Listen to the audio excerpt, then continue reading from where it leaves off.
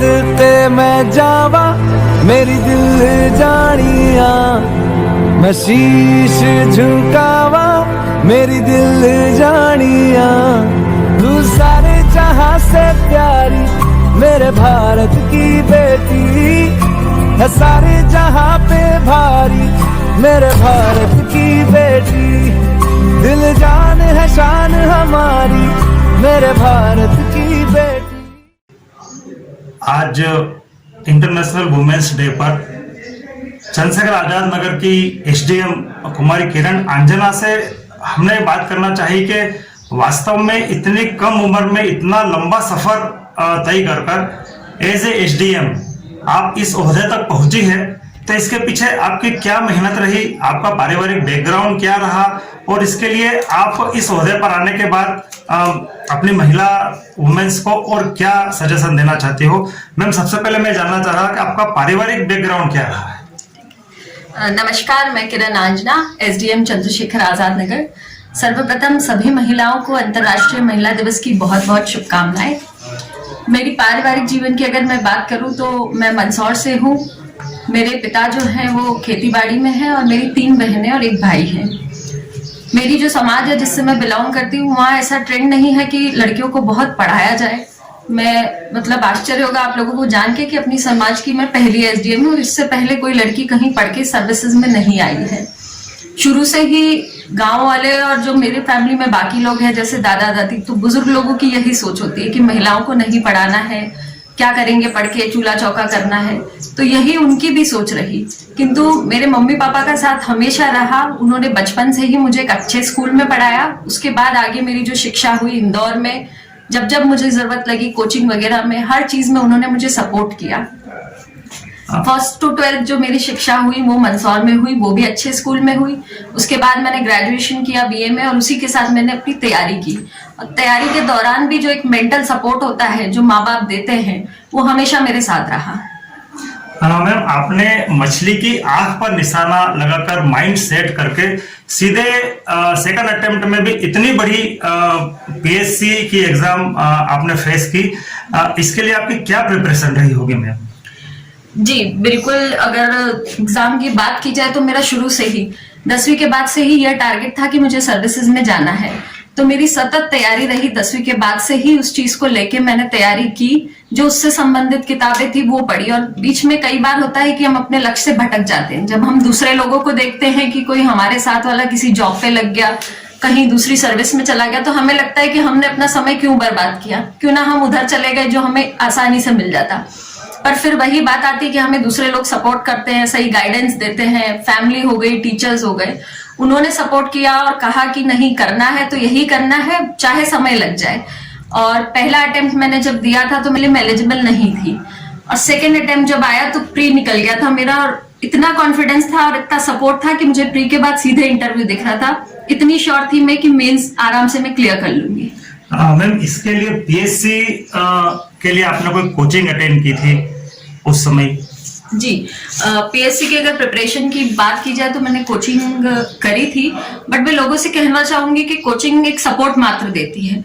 बाकी जो पढ़ाई है आपको खुद को करनी पड़ती है, अपना आत्मविश्वास रखना पड़ता है कि हाँ हम कर सकते हैं। आधी तैयारी तो वहीं से शुरू होती जब आप सोच ले कि हाँ मैं कर लूंगा, क्योंकि कई लोग तैयारी में तो लग जाते हैं, इनिशियल फेज में किताबें ले आते हैं, कोचिंग लगा लेते हैं, बट धीरे धीरे जब गिव अप करने लग जाते हैं और हार मान लेते हैं। तो इसमें एक सतत जो आत्मविश्वास है अपने अंदर वो होना चाहिए, तभी हम उसमें क्लियर कर पाते हैं। मैम, फर्स्ट बार जब आपका पीएससी का रिजल्ट आया और आपको पता चला, जब आपने आपके पेरेंट्स को ये चीज बताई, तो उस समय उनके फेस की क्या पोजीशन थी, क्या उनकी खुशी क्या थी, आपके परिवार उस समय किस स्थिति में, मैं जानना चाह रहा हूँ। मेरा जब पीएससी का इंटरव्यू हुआ 23 जनवरी को हुआ होगा वो, तब मैं एमएसडब्ल्यू कर रही थी महाराजा सयाजीराव यूनिवर्सिटी से, और मैं 23 तारीख को अपना इंटरव्यू देके 24 को मैं चली गई थी। और 24 को जाने के बाद 1-2 दिन बाद ही मेरा रिजल्ट आ गया था। मैं उस टाइम वहां बड़ौदा में थी और शायद 26 जनवरी था उस दिन, अगले दिन। तो बहुत खुशी हुई मुझे अपने रिजल्ट की कि मैं सिलेक्शन हो चुका था मेरा। और इसके साथ अगर मैं पेरेंट्स की बात करूं तो उनकी खुशी तो 7वें चरम पे थी। आप मानेंगे नहीं, मेरे मम्मी पापा 2 दिन से सोए नहीं थे, इतनी खुशी हुई उनको। बहुत अच्छी बात है मैम, आपने इतनी कम उम्र में इतनी बड़ी अचीवमेंट्स ली। मैम आप शुरू से आपने बताया था कि पेरेंट्स की बहुत लाडली बेटी रही हो, लेकिन जब आपको सिलेक्शन के बाद में पीएससी में जो पोस्टिंग आपको मिली और पोस्टिंग के लिए आपको जो ट्रेनिंग हुई, उस ट्रेनिंग में जब आप बाहर गए तो वहां पर आपका क्या अनुभव था? आपको कैसा लगा पेरेंट्स से दूर रखे? क्योंकि मम्मी के हाथ की रोटी वहां पर आपको खाने नहीं मिली होगी, मम्मा की याद भी आई होगी, पापा की याद भी आई, उस समय आपकी क्या स्थिति थी मैम? एक चीज मैं आपको क्लियर कर दूं, लाडली बेटी तो मैं थी पर उस सेंस में नहीं। मैं शुरू से ही अपनी दादी के साथ रही, शुरू के 6-7 साल, तब मैं अपने माता पिता के साथ नहीं रही। तो जो बच्चों को पेरेंट्स आजकल पैम्पर करते हैं कि ले बेटा ये खा ले, चल मैं तेरे को स्कूल छोड़ दूं, ये सारी चीजें मुझे कभी नहीं मिली। अपना उठ के खुद तैयार हुए, खुद स्कूल चले गए, खुद घर आ गए, ताला खोला और घर में बैठ गए, वो स्थिति थी। तो जो लाड प्यार बाकी बच्चों को मिलता है वो नहीं मिला, और मैं इसके लिए खुश हूँ, क्योंकि वो चीजें कई बार हमें बिगाड़ देती है। और जब मैं बाहर भी गई तो लोगों की वो स्थिति थी। तो जो लाड प्यार बाकी बच्चों को मिलता है वो नहीं मिला, और मैं इसके लिए खुश हूँ, क्योंकि वो चीजें कई बार हमें बिगाड़ देती है। और जब मैं बाहर भी गई तो लोगों की ये होती है कि हम अपने बच्चों को हॉस्टल छोड़ने जा रहे हैं, हॉस्टल का कमरा देखेंगे। मेरे पापा का सिर्फ इतना था कि देख लिया, मैं फीस जमा कर दूंगा, ठीक है। उन्होंने पलट के कभी आज तक मेरा हॉस्टल भी नहीं देखा। तो ये चीजें मुझे बाद में काम आई ट्रेनिंग में। मुझे कभी इस चीज की कमी नहीं लगी कि आज मेरे माता पिता साथ में नहीं है। उन्होंने जैसा प्यार मुझे दिया है, उससे उन्होंने मुझे स्ट्रांग बनाया है, कहीं भी मुझे वीक नहीं होने दिया। मैम आपकी हॉबीज क्या क्या है?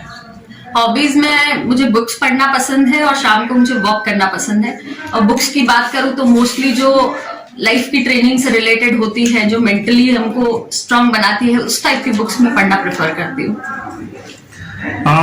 मैम पोस्टिंग आपकी हो गई, सबसे पहले आपको अलीराजपुर जिला मिला, अलीराजपुर में सोंडवा तहसील में एज ए एसडीएम आप गई। क्या आपके सामने किस टाइप की पोजीशन बनी? क्या आपको परेशानियां क्रिएट करना पड़ी? अलीराजपुर एक रूरल एरिया है, आदिवासी इलाका है, आपको कैसा महसूस हुआ पहली बार यहाँ? पहली बार जब मेरी अलीराजपुर में पोस्टिंग हुई तो मुझे थोड़ा ये लगा था कि ट्राइबल बेल्ट है, प्रॉपरली कनेक्टेड नहीं है।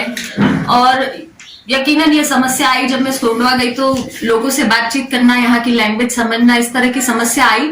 पर क्योंकि सभी का सपोर्ट रहा, ऑफिसर्स का सपोर्ट रहा, अपने सीनियर्स का और कलेक्टर साहब वगैरह का, तो ये सारी प्रॉब्लम्स मैंने ओवरकम की। मैम आप एक बड़े ओहदे पे वर्तमान में मौजूद हो एज ए एसडीएम। कितने राजस्व विभाग में ऐसे कई कार्य होते होंगे जब आपके आला अधिकारी सोचते हैं कि इतना बड़ा काम शायद ही महिला होकर नहीं कर पाएगी, ऐसे कोई कार्य आपके सामने आए और आपको वो कार्य दिया और आपने उसको सुचारू रूप से किया हो? अगर जब मैं यहाँ आई तब maximum staff, even collector, CO जिला पंचायत, बाकी 2 एसडीएम्स, सभी महिलाएं थी। तो इस तरह का यहाँ कोई भेदभाव मुझे आज तक नहीं देखने को मिला। इवन आज जब कार्यक्रम हो रहा था तो कलेक्टर साहब का कहना था कि इतना स्टाफ महिलाएं हैं, लोगों को लगता होगा कैसा काम चलेगा, बट उन्हें ऐसा फील आया कि बिल्कुल कहीं कोई दिक्कत नहीं आई। और रही बात कोई अगर ऐसी प्रॉब्लम आने की, तो जो काम पुरुष टैकल कर सकते हैं, मुझे लगता है महिलाएं उससे बेहतर टैकल कर सकती है। मैम आपके इस चंद्रशेखर आजाद नगर के कार्यकाल में कोरोना जैसी विपरीत परिस्थितियां से भी आपको फेस करना पड़ा। कोरोना में जहां पर आम आदमी घर से निकलने में डरता था, वहां पर आपने पूरे गांव में घूमे, लोगों को इसके लिए सचेत किया, कोविड-19 के नियमों को पालन करने के लिए आपने किया। आपने उस समय क्या महसूस किया? मुझे पता चला था कि आपको भी कोरोना के सिम्टम्स आए हुए थे उस समय। उस समय कोरोना काल की जब मैं बात करूं, पहली वेव के टाइम में सोंडवा रही और सोंडवा के साथ साथ मैंने जोबट भी देखा। और जैसा कि हम जानते हैं, जोबट हमारे यहाँ का बड़ा सब डिविजन है और लोग भी थोड़ा ज्यादा इन्वॉल्व होते हैं। तो उस समय जो लोगों से मुझे सपोर्ट मिला, जिस तरह से लोगों ने सपोर्ट किया, कई बार होता है कि हम दूसरी जगह देखते हैं कि लोग विरोध करते हैं जब हम शासन की कोई नीति को ग्राउंड पे इम्प्लीमेंट करना चाहते हैं। और वहां जैसा कि लोगों से हमने संवाद रखा, इवन सब्जी वालों से, दूध वालों से, फल वालों से, तो सबसे बात करके हमने उसको अच्छे से बेहतरीन तरीके से संभाला सभी चीजों को। मैम एज ए वुमेन्स आपने एक बहुत बड़ा ओहदा एज ए एसडीएम महिला होते हुए आपने एक सुचारू रूप से चंद्रशेखर आजाद नगर में आपकी पोस्टिंग दिसंबर 2020 की रही है चंद्रशेखर आजाद नगर में। पिछले इतने सूक्ष्म कार्यकाल में आपने आजाद नगर में दूसरी जगह से हटके यहाँ पर एक 23 जुलाई और 27 फरवरी यहाँ पर मेला लगता है। आपके लिए कोई चुनौतियां लगती है कि अन्य जगह से यहाँ पर कुछ अलग है?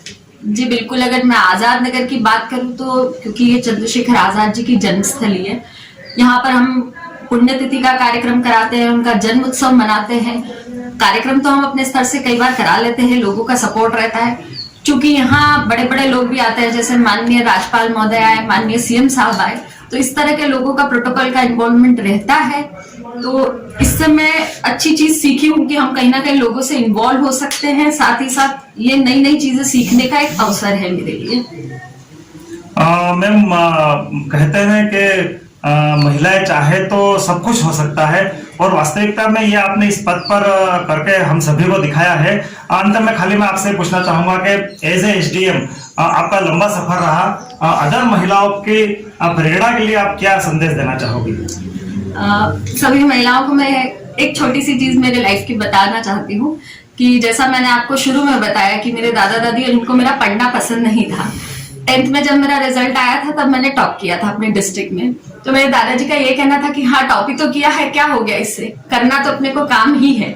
बट जब मेरा रिजल्ट आया पीएससी का, उस दिन सबसे ज्यादा खुशी हुई तो वो उन्हीं को हुई। तो मैं ये सभी महिलाओं को कहना चाहती हूँ कि जीवन में अगर हमें कोई बाधा आ रही है, कई तरह की ऑब्स्टेकल आ रही है, लोग हमें कह रहे हैं कि तुम नहीं कर पाते हो, तो उल्टा हमें उनको प्रूव करना चाहिए। एक ऐसी चोट होनी चाहिए कि हम बता दें कि हाँ हम सब कुछ कर सकते हैं।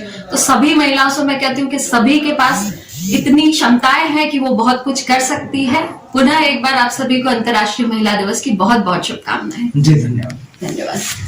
ओ सदके मैं जावा मेरी दिल जानिया, मैं शीश झुकावा मेरी दिल जानिया, तू सारे जहां से प्यारी मेरे भारत की बेटी है, सारे जहां पे भारी मेरे भारत की बेटी, दिल जान है शान हमारी मेरे भारत